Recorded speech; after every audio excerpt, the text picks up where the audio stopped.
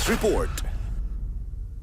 Yes, naangol kining usa ka lolo human kini Dungkaba sa iyang bayaw alas 6:45 sa gabi dito sa may sitio Abongon, barangay Lumbo, lungsod sa Malabo. Kining biktima na ilang kini sa alias nga Ronelo sa 75 anyos mag-uuma, nagpuyo ni sa nasigutan nga lugar samdan sa iyang tiyan o galandig sa Tambalanan human kini Dungkaba nining iyang bayaw. Kini si alias Renato sa 75 anyos minyo mag-uuma usab, nagpuyo ni sa nasigutan lugar gitanggong na sa Malabuyog Police Station samtang gihikaya ni kini kaso nga frustrated homicide. Kini suspect niangko ni noon sa krimen, human matod pa gihagid siya sa iyang bayaw nga kini nga biktima.